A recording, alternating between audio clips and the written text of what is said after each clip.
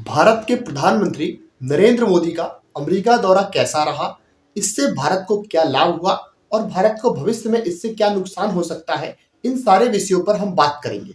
इसके अतिरिक्त फ्रांस में प्रधानमंत्री मोदी ने एआई समिट को अटेंड किया। एरो इंडिया 2025 कैसा रहा, सारे हफ्ते की दुनियादारी की खबरें हम डिस्कस करेंगे। मैं स्वागत करता हूं आपका इंडियाज ग्लोबल लेंस पे। जेपी शुक्ला आपको बताऊंगा कैसे चीजों को हम बेहतर तरीके से भारत के पर्सपेक्टिव से सीख सकते हैं, जान सकते हैं और अपनी सोशल अवेयरनेस, अपनी जनरल नॉलेज को बेहतर कर सकते हैं। अगर आप यूपीएससी की, एसएससी की या गवर्नमेंट एग्जाम की तैयारी करते हैं, ये वीडियो आपके लिए काफी प्रोडक्टिव होने वाली है। स्टार्ट करेंगे। पहले हम डिस्कस करेंगे कि कैसे सीक्वेंस ऑफ इवेंट हुआ। तो हमने रिसेंटली सुना कि भारत में एरो इंडिया एयर शो हो रहा है बेंगलोर में 10 से 14 फरवरी के बीच में। यह जो डिफेंस एक तरह से जो इसमें एयरक्राफ्ट होते हैं उनका शो होता है।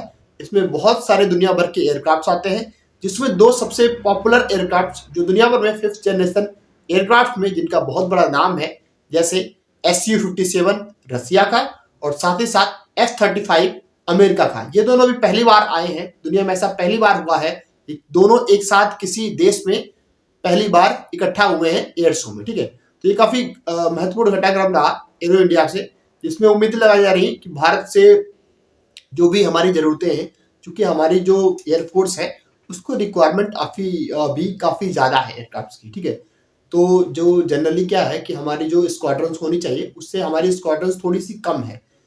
हमारे पास जो फाइटर एयरक्राफ्ट की रिक्वायरमेंट है उसके हिसाब से अभी हमारे पास एयरप्लेन्स नहीं है, एयरक्राफ्ट नहीं है। ठीक है, तो हमारे जो एयर चीफ मार्शल हैं उन्होंने भी काफी हद तक नाराजगी जताई थी एचएएल को लेके, क्योंकि एचएएल को उन्होंने काफी ऑर्डर्स दिए थे पर ऑन टाइम डिलीवरी एचएएल नहीं कर पा रहा है।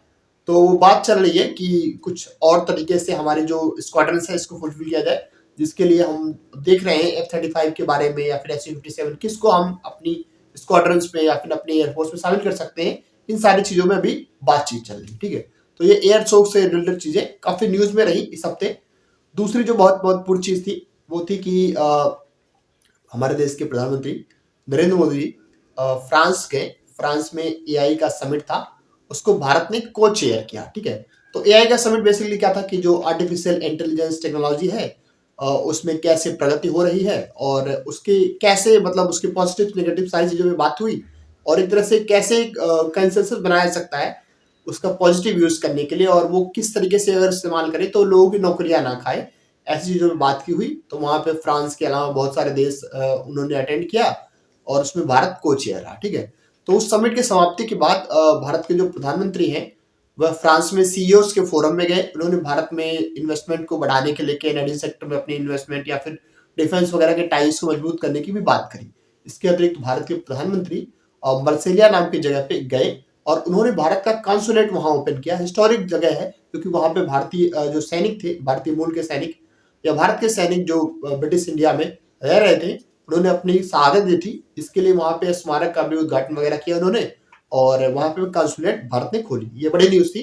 मर्सेलिया को लेके काफी एग्जाम में आ सकता है क्वेश्चन कि भारत ने कहाँ पे कॉन्सुलेट अपनी पहली खोली है यूरोप में, तो वो मर्सेलिया नाम की जगह है। ठीक है, उसके उपरांत वह बहुत एंटिसिपेटेड और हाईली डिस्कस्ड अमेरिका के दौरे पर गए। ठीक है, अच्छा, अमेरिका पे दौरे पे गए तो उन्होंने सबसे पहले जो ब्लेयर हाउस नाम की जगह है वहां पे उनको रहने का एक तरह से जगह दिया गया, क्योंकि ब्लेयर हाउस काफी हिस्टोरिक जगह है। भारतीय जो प्रधानमंत्री हैं या भारत के हेड ऑफ स्टेट जाते हैं तो जनरली वहां पे रुकते हैं और वो काफी हिस्टोरिक जगह भी मानी जाती है अमेरिका की।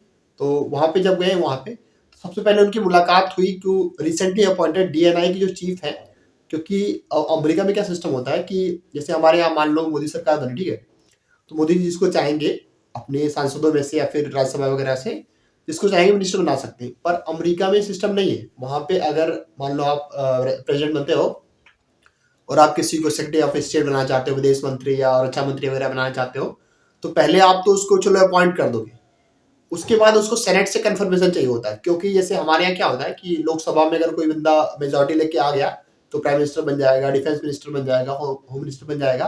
बट वहां पे ऐसा सिस्टम नहीं है। जैसे हमारे यहाँ राज्यसभा होती है ऐसे यहाँ वहां पे सेनेट होती है। ठीक है, अब ये लोग जो है हाउस ऑफ कॉमन्स से चुन के आते हैं और जो सेनेट वाले लोग होते हैं वो थोड़े से एक तरह से काफी मुश्किल से चुन के आते हैं और वो बड़ी क्रीम वहां की मानी जाती है सेनेट। ठीक है, तो जिसको सेनेट से कंफर्मेशन मिलता है उसी की अपॉइंटमेंट कंफर्म मानी जाती है। क्योंकि तुलसी गेबार्ड को लेके काफी ऑब्जेक्शंस थी वहां पे, क्योंकि उनकी रिलीजियस फेथ हिंदुइज्म से रिलेटेड है और सी इज वेरी वोकल। तो इंटेलिजेंस चीफ बनाने को लेके काफी उनसे काउंटर आर्गुमेंट्स हुए, बहुत सारी चीजें उनसे पूछी गई। ऑल्दो वो अमरीकी नागरिक है, उनका कोई भी डायरेक्ट कॉन्टेक्ट इंडिया से नहीं है, बस चूंकि उन्होंने हिंदुइज्म अपनाया है और काफी राइट विंग पॉलिटिशियन मानी जाती है। तो भारत के प्रधानमंत्री का सबसे पहले उन्होंने स्वागत किया, तुलसी गेबार्ड से मुलाकात हुई। उसके बाद कुछ और महत्वपूर्ण वहाँ के लोग, जैसे कि विवेक रामास्वामी जो पहले डॉज में थे, अभी वो गवर्नरशिप के लिए लड़ रहे हैं। एलॉन मस्क जो कि टेस्ला के ओनर हैं, स्पेस एक्स के ओनर हैं, साथ ही साथ जो ट्विटर वगैरह, जो जिसका नाम पहले ट्विटर था अब एक्स हो गया है, बहुत सारी कंपनियों के ओनर, दुनिया के सबसे अमीर आदमी, उन्होंने भी प्रधानमंत्री मोदी से मुलाकात की। ये वैसे तो एक औपचारिक मुलाकात ही थी, लेकिन इसमें व्यवसायिक कोई बात नहीं हुई, पर लोग एंटिसिपेट कर रहे हैं कि वो लॉबिंग कर रहे हैं कि हमारी एंट्री आप इंडिया में कराइए, एटलीस्ट हमारे जो स्टारलिंक प्रोजेक्ट है या फिर और स्पेस वगैरह को लेके, कार वगैरह को लेके हमारी एंट्री आप इंडिया में कराइए। ठीक है, फिर उनकी मुलाकात के प्रधानमंत्री अब मिलने वाले थे डोनाल्ड ट्रंप से, उसके पहले ही ट्रंप ने रेसिप्रोकल टैक्स का अनाउंसमेंट किया। अब रेसिप्रोकल टैक्स भारत के लिए बड़ा नुकसानदेह है, क्योंकि अब सीन क्या है, हमको अपनी इकोनॉमी को भी प्रोटेक्ट करना है और अपने ट्रेड को बढ़ाना भी है। ठीक है, तो अगर जैसे मान लो मैं यूएस से किसी सामान पे 15-20% टैक्स लगा रहा हूँ और वहां पे जाने पे वो सामान मतलब वहां पे जो सामान भी है, ठीक है, सस्ता अभी मिल रहा है। ठीक है, और हमारे यहाँ जब आएगा वो सामान अगर महंगा मिलेगा तो लोग उसको नहीं लेंगे। जैसे फॉर एग्जांपल हार्ले डेविडसन के केस में हुआ था कि हार्ले डेविडसन की बाइक जब इंडिया में आती थी तो बहुत महंगी बिकती थी, उस पर टैरिफ बहुत सारे लगते थे, तो इस वजह से इंडिया में कोई गाड़ियाँ खरीदता नहीं था। या फिर यूएस की गाड़ियों को लेके ही ले लो आप, तो टैरिफ्स की वजह से उन गाड़ियों को हम लोग कम खरीदते हैं क्योंकि महंगी मिलती है गाड़ियाँ।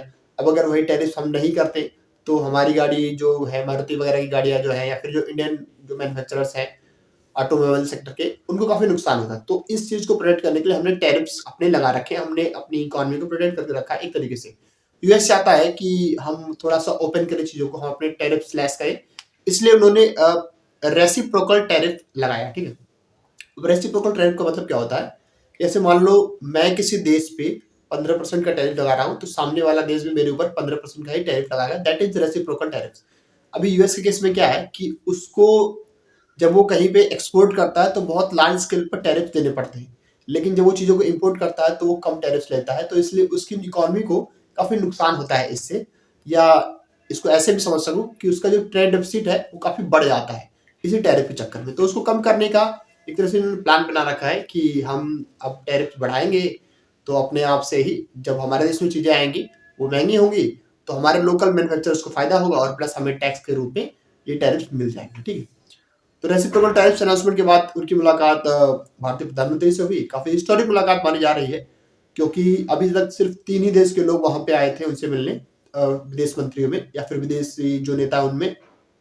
पहले सबसे पहले उन्होंने इजराइल की, क्योंकि पारंपरिक रूप से जो भी अमेरिका का राष्ट्रपति बनता है वो इजराइल के प्रधानमंत्री से मुलाकात करता है। ठीक है, उसके बाद उन्होंने जापान के और फिर जॉर्डन के किंग से मुलाकात की। तो जॉर्डन के किंग से मुलाकात का ट्रांजैक्शनल बेसिस क्या है कि उनका ये था कि भैया हम चाहते हैं कि गाजा वगैरह के जो लोग हैं उनको आप थोड़ा सा अपने आसपास के इलाकों में जगह दीजिए, क्योंकि हम उसको डेवलप करना चाहते हैं इलाके को।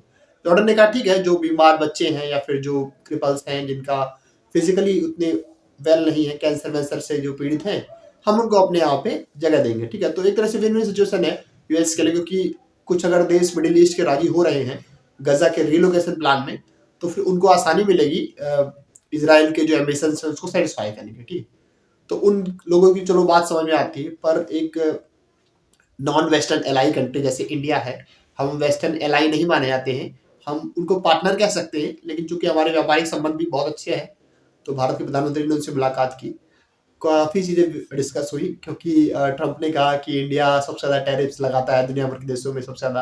हालांकि ऐसी बात नहीं है कि हम सबसे ज़्यादा लगाते हैं, क्योंकि हमारा और यूएस का जो ट्रेड एक तरह से सरप्लस है वो 40 बिलियन के अप्रॉक्स ही है, जबकि उन्होंने ओवर कोड करके इसको 100 बिलियन के अप्रॉक्स कहा।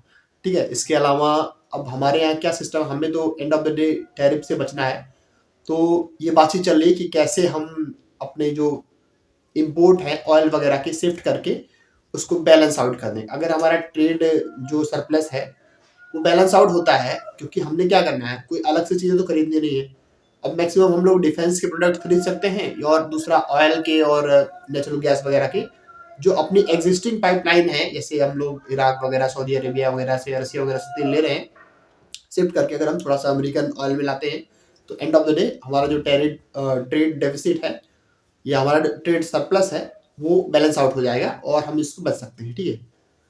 दूसरी बात क्या कि उन्होंने जब ट्रम्प से बातचीत हुई तो उसके बाद प्रेस कॉन्फ्रेंस भी हुई, बहुत सारे डिक्लेरेशन भी हुआ, काफी सेक्टर्स में बात हुई।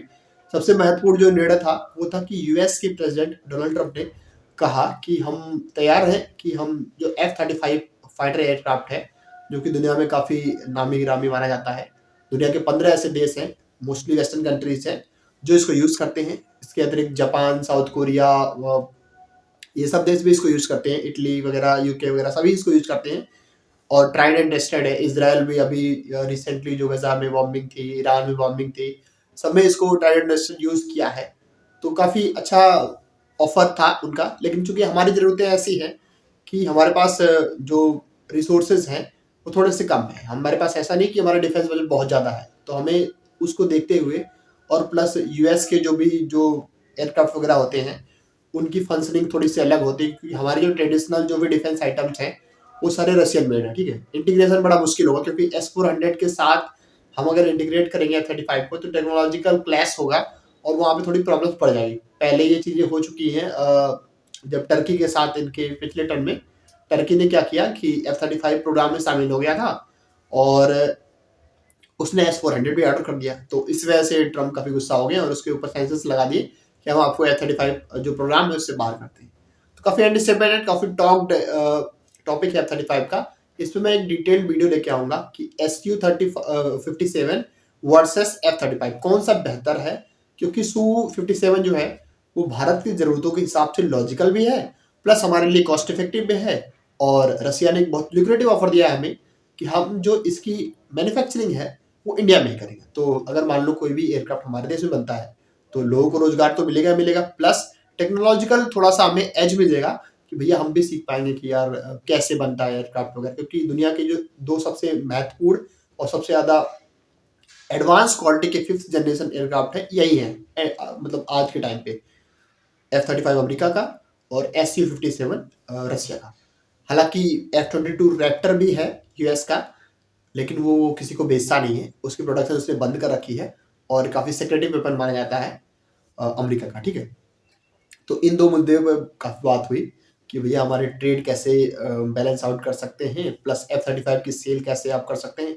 और उन्होंने काफी हेलीकॉप्टर्स वगैरह को, चिनूक वगैरह के बेचने पे, सी हाक वगैरह के बेचने पे बात करी कि हम डिफेंस एक्सपोर्ट बढ़ाना चाहते हैं यूएस से और हम सेल करना चाहते हैं। तो ठीक है, हमारी ज़रूरतें भी हैं, हमारी एयरफोर्स को नीड है, हमारी मिलिट्री को नीड है काफ़ी कॉम्प्लिकेटेड स्ट्रक्चर्स के या फिर जो एडवांस टेक्नोलॉजी के यूएस जो डिफेंस आइटम्स हैं अगर हमें मिलते हैं तो हमारी जो आर्मी है थोड़ी सी और मॉडर्नाइज होगी, क्योंकि हमें टू फ्रंट वॉर से अभी इस टाइम पे लड़ना है, चाइना के साथ या फिर पाकिस्तान के साथ हमें थोड़े से और एडवांस क्वालिटी के वेपन्स चाहिए। ठीक। सबसे महत्वपूर्ण जो विषय उसमें निकल के सामने आया कि प्रेस कॉन्फ्रेंस में लोगों ने पूछा कि बांग्लादेश को लेके आपका क्या रुख है, क्योंकि बांग्लादेश की जो अभी नई सरकार है मोहम्मद यूनिस की, इन्होंने एक तरह से अनसेड टाइज बिठा रखे थे जो बाइडन एडमिनिस्ट्रेशन के साथ। तो जो भी ये काम कर रहे थे CIA और जो बाइडन के इशारों पे कर रहे थे, लेकिन चूंकि वहां पे सत्ता परिवर्तन हो चुका है तो ट्रंप ने कहा कि हम चाहते हैं कि बांग्लादेश का इशू मुझे कोई इंटरेस्ट नहीं है, मैं चाहता हूँ कि मोदी जी अपने हिसाब से उसको हैंडल करें। काइंड ऑफ कि उन्होंने बिल्कुल उनके हाथ में दे दिया कि भैया बांग्लादेश को कैसे हैंडल करना है वो आप देख लो, मेरे को उससे कोई मतलब नहीं, आप जैसा करना चाहते हो कर लो। तो उसी की डेवलपमेंट में माना जा रहा है कि भारत में थोड़ी सी प्रोएक्टिव स्टांस लिया है, क्योंकि जो PMO के लोग हैं वो काफ़ी इंटरेस्ट वहाँ दिखा रहे हैं। रिसेंटली वहाँ पे गवर्नरशिप लागू हो गई है CM से रिजाइन करा के। तो देखते हैं हमारा स्टांस कहाँ पे डेवलप हो रहा है। 3-4 मुद्दों पे विशेष रूप से उनका फोकस रहा। पहला डिफेंस एक्सपोर्ट को लेके या फिर डिफेंस स्ट्रेटेजिक पार्टनरशिप को लेके कैसे हम एक दूसरों को बेहतर तरीके से डील कर सकते हैं, क्योंकि उनका सीन क्या है कि उनको डील मेकर माना जा रहा है और वो अभी फिलहाल तो कोई टैरिफ उन्होंने नहीं लगाया है, जबकि रेसिप्रोकल टैक्स वाला जो सीन है वो भी उन्होंने अप्रैल तक का समय दिया। तो मान लो इंडिया क्या करता है, अपने टैरिफ थोड़े से स्लैश करता है, तो हमारे जो नए वाले एक्सपोर्ट हैं उस पर टैरिफ नहीं लगेगा। तो हम चाहें तो अपना थोड़ा सा एडजस्ट कर सकते हैं। वो जो इकोनॉमिक्स लोग हैं उनको ज़्यादा बेहतर तरीके से मालूम हुआ। पर मेरे को जो समझ में आया वो ये था कि डिफेंस टाइज को मजबूत करने के लिए क्वाड जो है 4 देशों का समूह, जैसे जिसमें इंडिया, ऑस्ट्रेलिया, जापान और यूएसए, उसको मजबूत करने पे बल दिया गया है। और बांग्लादेश वाला इशू एड्रेस हुआ कि जो इंटरनल कॉन्फ्लिक्ट है आसपास के रीजन में, साउथ एशिया में भारत को थोड़ा सा स्ट्रांग करने के लिए जो भी चीजें चाहिए वो उनको देने के लिए राजी हैं। ठीक है, तो कुल मिला के काफी सक्सेसफुल विजिट मानी जा रही है, क्योंकि हमारे जो वेस्टर्न कंट्रीज के साथ टाई थे वो थोड़े से डाउन हो गए थे बाइडेन एडमिनिस्ट्रेशन के दौरान। अब वो थोड़े से पॉजिटिव हो रहे हैं, स्पेशली यूएस के साथ। तो ये कुछ कंक्लूडिंग वीडियो था जिसमें हमने ये देखा कि भारत को उसमें क्या मिला। तो भारत को मोस्टली टेक्नोलॉजिकल एडवांसमेंट मिल सकती है, थोड़ी और एक तरह से अच्छी क्वालिटी के वेपन्स मिल सकते हैं, थोड़े और हमारे इम्पोर्ट्स बढ़ सकते हैं इन टर्म्स ऑफ कि अगर मान लो टेस्ला वगैरह इन्वेस्टमेंट करते हैं, खासतौर पे न्यूक्लियर एनर्जी सेक्टर में वो बड़ा इंटरेस्ट दिखा रहे हैं कि हम आपके यहाँ न्यूक्लियर एनर्जी सेक्टर में इंटरेस्ट करना चाहते हैं। और बाकी ट्रेड डील वगैरह की बातें तो अभी धीरे धीरे बढ़ेंगी और डेवलपिंग आइडियाज हैं। तो ये इस हफ्ते फरवरी महीने के दूसरे हफ्ते के कुल मिला जुला के ये घटनाक्रम थे जिसमें हमने सीखा कि कैसे भारत के प्रधानमंत्री ने एआई समिट में अटेंड लिया और एरो इंडिया कैसे हुआ, भारत और ट्रम्प के बीच में कैसे संबंधों में सुधार या एक तरह से नुकसान हो सकता है, ये सारी चीजें हमने सीखी। तो अगर आपको हमारा कंटेंट बेहतर लगा हो तो यूट्यूब पे आपको सिंपली करना क्या है, इंडियाज ग्लोबल लेंस को सब्सक्राइब करना है और बेल आइकन भी दबा सकते हैं आप। साथ ही आपके जो भी दोस्त यार आपके साथी पढ़ाई करते हैं उनसे ये वीडियो साझा कर सकते हैं। तो हम आपसे विदा लेना चाहेंगे। So thank you very much for watching this video.